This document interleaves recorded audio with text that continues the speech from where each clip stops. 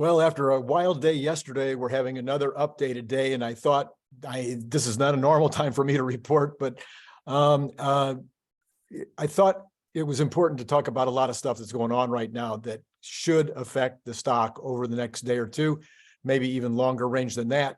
And I'm not sure that everybody's paying attention to these things. So it's Randy Kirk, and if you like what we're doing here, please like and subscribe and do all that stuff.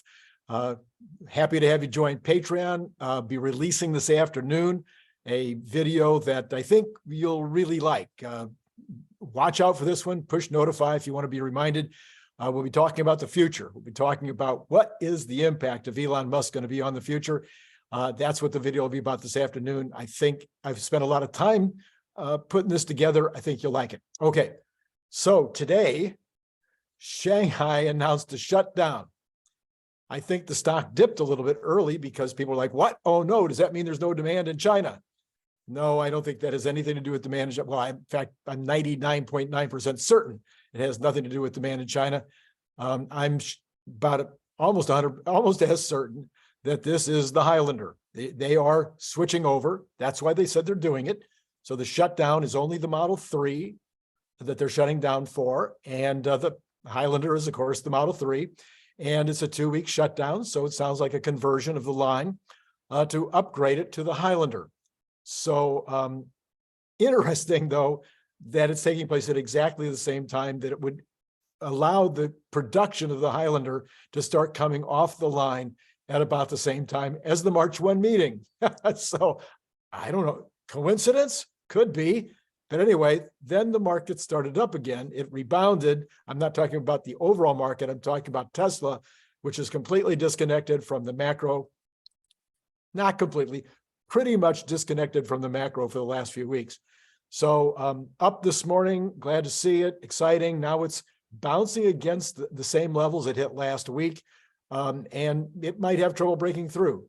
A couple of technologists that I watch suggest that there is some resistance at 215, and if it breaks through 215, we might be going all the way to 240. So that's, I don't know anything about technical. I'm just telling you what I saw. All right. So number one, Shanghai, a great story, a bullish story, something that we should be excited about. Number two, the Model Y delivery dates are moving out in the United States. So we were looking at delivery dates in the first quarter. Now the delivery dates have been extended to the second quarter. This continues to show the massive demand for Model Y. Now, these delivery dates moving out in the United States are despite the fact that they're making way more Model Ys now in Austin.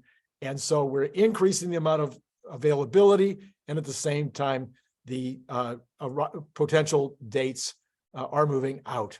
That couldn't have been hurt by the fact that California, the #1 place in the world to buy a Model Y, Model Y is by far the #1 selling car now in California and will continue to just grow. California now has a $2,000 tax rebate available for Model 3 and Model Y. So once again, more of these government helps to Tesla, which are absolutely unnecessary. California following the national lead to provide incentives that are unnecessary, just a waste of money. But as a Tesla stockholder, who can complain? So Model Y increasing in sales, even though we're increasing the production, still can't make enough to fill the marketplace.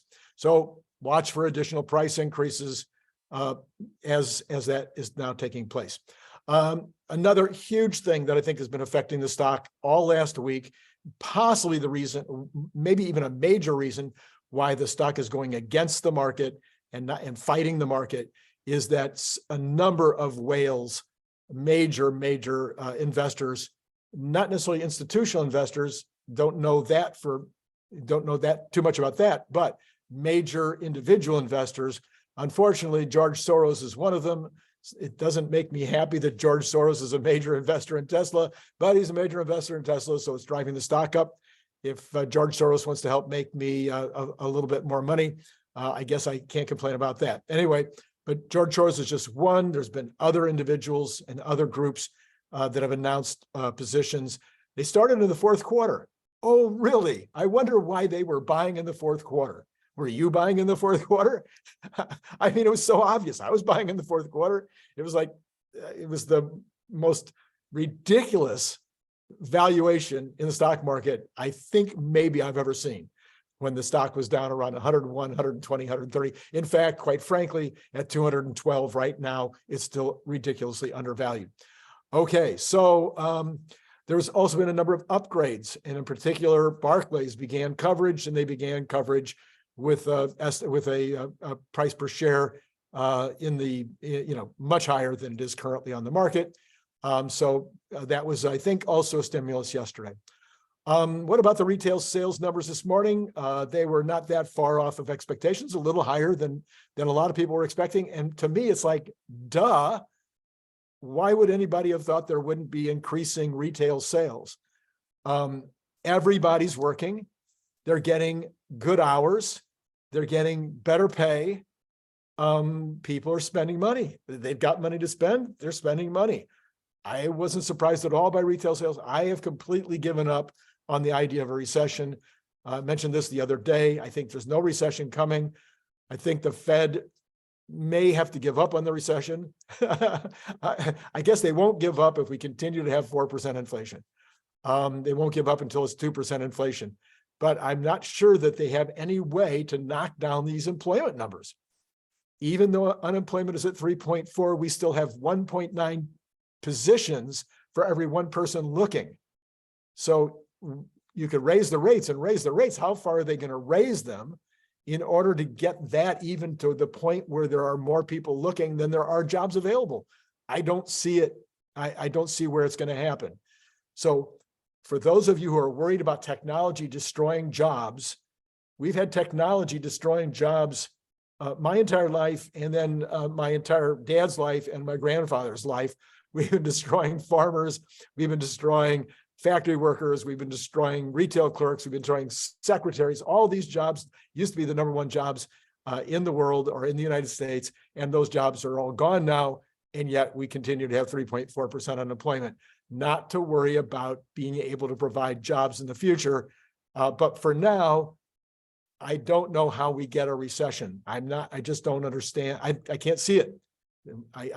There's no major thing that's happening that would cause a recession. Can't find it. Maybe you can tell me in the comments below that you see a massive evidence of a horrible economy coming forward. Based on what? Help me out. Show me in the comments. Okay. Just a couple of quick comments having nothing to do with the stock, except that Elon was on the world stage again at the World Economic Forum. No, not the World Economic Forum. It was a different forum. Anyway, I'll leave a quick URL, the address where you can find this. Basically, there was two things he said I thought that were worthy of note. One was he said that he doesn't think that it's a good idea to have world government. I'm sure he's against the WEF. He has stated this.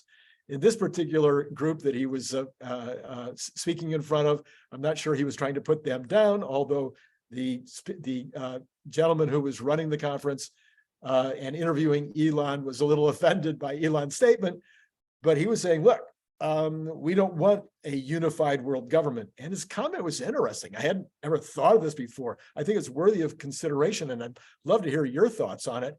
He said, look, in world history, we've always had these all these countries all over the world, different cultures, different religions, different approaches to how they ran their economies. And you might have one country who was on the upswing, doing great, and another country over here that was on the downswing, not doing so great, because their system was failing. And this country over here, their system was doing wonderful. And so there was always this balance taking place, and but if you have a worldwide government and everybody is in the same zeitgeist, we're more or less all singing the same songs and watching the same channels and thinking the same way, then if we have a failure, the failure could be catastrophic because it could be worldwide, and there wouldn't be some one country or two countries or one civilization over here that was doing well because they were going against the zeitgeist. So anyway, that was his idea. What do you think? Put that in the comments. I'd love to know. And then finally, He said, what was the other thing he said? Oh, now I forget what he said. I'm sorry. Train in, train out. My brother says that we're all suffering from the same disease, and it's terminal, and it's called AGE. Have you heard of that disease? Okay, so comments, please send the comments. Please join Patreon, and please like if you liked, and do all that stuff you know how to do. And it's been great talking to you.